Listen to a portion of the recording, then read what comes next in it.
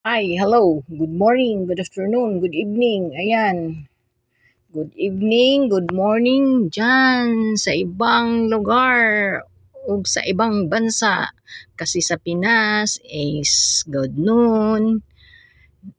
Ayan guys, ito na naman ako. Ayan, ipakita ko sa inyo. Ang ganda ng lugar sa ating bansa. Sa ating bansang Sinilangan. Ayan. Dito lang to sa amin. Malapit lang to guys. Iwan ko kung ano to. Hindi ako nakatanong kung ano tong ginawa nila kasi walang tao. Matagal-tagal din akong naghintay dito kasi magtanong sana ako kung ano tong ginawa nila o ano tong gi-construct nila para malaman natin kung ano yan. Kasi ano na lang, nag-alis na lang kami kasi walang tao. Iwan ko ba ba't walang tao? Ay, Sunday pala. Wala palang work pag Sunday. 'Di ba construction is day off nila pag Sunday. Ayan, umuwi sila ng probinsya. Kaya pala walang tao. Ayan, ako palang nagkamali. Hinuhaan ko na guys, ang ganda talaga ng lugar nila. Kung ako lang ang mayroon, gustuhin ko dyan din ako titira. Kasi hindi makaano yung araw, parang ano lang ba? Parang ano lang ang oras sa araw dito kasi parang madaling magdilim. Parang hindi din tayo makapil ng init kasi ang daming puno. Daming puno talaga dito. Tapos kung tingnan nimo parang ano man pero ano to? Nasa bundok ako, nasa bukid ako. Kung kuhanan mo sa video, hindi halatang nasa bundok ako, para lang nasa baba pa rin. Pero hindi man ingon na bundok jud na bundok na sobra-sobra jud ang gitas on di pod. Kaya ra pud motoro nagmotor ra pud mi. Yan. Daming ano dito ba? Daming malunggay. Anong malunggay? Hindi alam yun sa English. Ang malunggay is horseradish. Yes. Ganun ba? Baka nagkamali naman ako. Sa parang horseradish. So, yan. Ayan. Tingnan mo yung kalsada nila. Parang naman, alagang-alaga naman. Ang the problem na walang tayong maano kung anong lugar ito kasi wala man tayong matanong-tanong. Ngayon lang ako pumasok dito.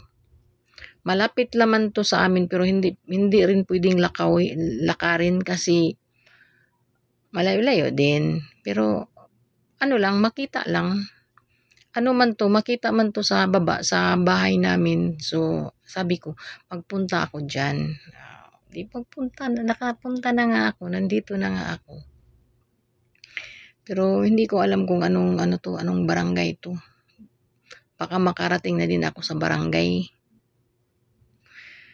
Iano ko lang dito kung makarating man ako sa barangay, parang ano man sa tingin ko, parang ang layo pa ng barangay nila.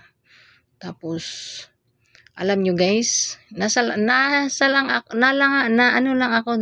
lang ako sa likuran ng SM City Consolacion. Malapit lang, nasa lang ako sa likuran pero wala akong makitang Ayan, may bahay pero bilang lang. Ito, dito lang sa giliran ng kalsada, may mga bahay pero sa malapit na bungtod walang bahay. Hindi kagaya nung napuntahan ko nung isang araw na sa bungtod din maraming villages talaga. Daming bahay. Ang lalaki pa naman. Nasa bungtod naman din pero ito na bungtod, iba talaga. Wala akong nakita na bahay. May bahay lang ito. Nasa lang tabi ng kalsada. Hindi kalayuan, maanaw lang mo sa kalsada. Ayan. Sarap dito guys kung ano ka, kung may mga hayop ka guys, kagaya ng baka, kabaw, ayan. I-ano mo lang, itali mo lang, tapos hayaan mo na lang sila ng kakain ng ano, damo dyan, tapos balikan mo na lang pagkahapon. O hindi ka na pwede hindi ka na mag ano pa ng kakainin nila kasi busog na sila. Daming ano, ay siguro kakain din sila nito. Sarap naman nito mga damo na to. Green na green.